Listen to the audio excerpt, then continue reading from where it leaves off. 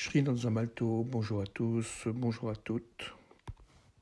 Alors que les autorités publiques sont en train de créer artificiellement la présence d'une seconde vague de virus, le port du masque est rendu obligatoire par la dictature administrative de plus en plus souvent.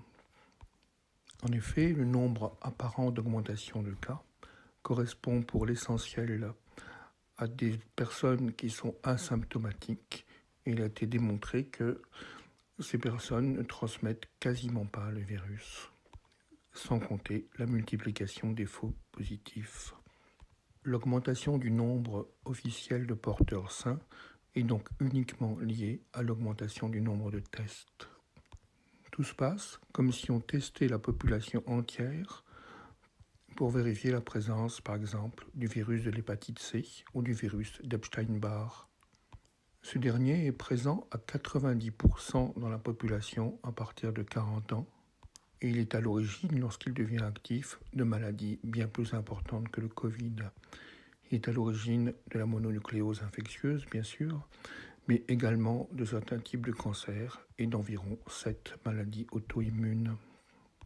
Comme c'est la présence d'anticorps qui permet de vérifier si le virus est présent ou absent, il est évidemment extrêmement facile de découvrir le virus du Covid absolument partout, c'est un nombre croissant de personnes qui restent des porteurs sains non diffuseurs.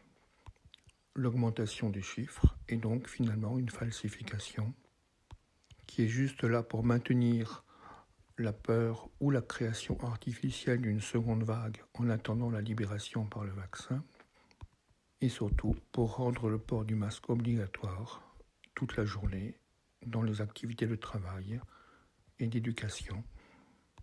Or, le port du masque est bien sûr une restriction du souffle.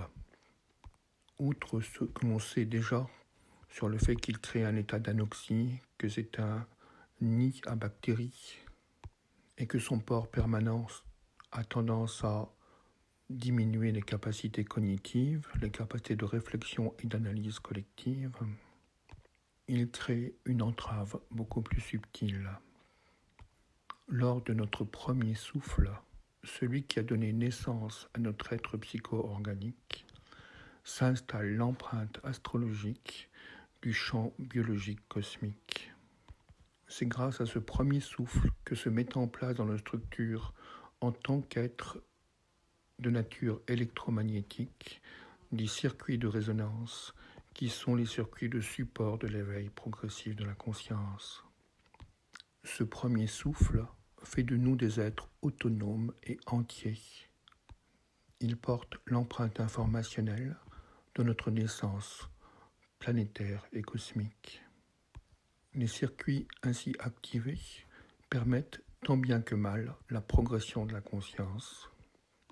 Tant bien que mal parce que le chaos vibratoire et informationnel du monde a tendance à les abîmer, simplement parce que nous baignons dans un champ morphogénétique dans lequel la trace de tous les conflits du monde circule sans cesse. Après la naissance, chacun de nos souffles est le rappel de ce premier souffle. Chacun de nos souffles est comme l'hologramme de ce premier souffle et le réactive doucement, ceci jusqu'à notre dernier souffle. Il y a donc là, à travers tous nos souffles successifs, du premier jusqu'au dernier, comme une rythmique évolutive qui permet à la conscience de croître et de grandir au fur et à mesure de ses expériences. Le port du masque fait refluer ce premier souffle vers lui-même, interdisant son déploiement naturel. Bien sûr, si ce port du masque est simplement quelques heures, par exemple quand on fait de la plongée sous-marine, ou quand on est obligé de travailler dans des milieux hostiles, lorsqu'il protège de la poussière lorsqu'il y a des opérations délicates, lorsqu'il évite aux dentistes ou aux chirurgiens les projections de sang et de salive. Il est indispensable pour protéger les poumons et le cœur. Mais il s'agit là de temps brefs, ponctuels, assujettis à une vraie cause. Lorsque le souffle est arrêté, la moitié du temps, c'est-à-dire tout le temps de veille, est laissé seulement libre le temps du sommeil. chaque souffle qui devrait être l'hologramme réinformationnel du premier souffle, nous rappelant sans cesse notre nature cosmique en éveil potentiel. Lorsque ce souffle est entravé plusieurs heures par jour, cela contribue à nous faire perdre la résonance avec notre véritable nature, avec l'empreinte astrologique de notre naissance, à nous faire oublier que nous sommes avant tout des êtres biocosmiques, avec un potentiel d'éveil à notre véritable nature. Briser le souffle, c'est briser notre potentiel évolutif, peu à peu, journée après journée. Le masque permanent fonctionne donc comme un pré-vaccin qui va lui installer dans le corps cette brisure radicale du potentiel évolutionnaire.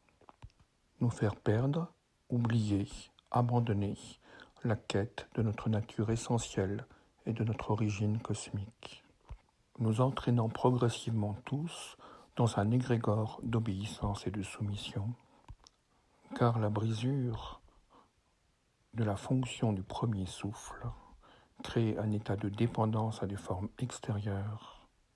Ayant perdu la capacité de nous centrer, nous sommes maintenant disponibles à l'emprise de forces extérieures parasitaires qui utilisent déjà bien évidemment la menace et la peur pour assujettir nos consciences.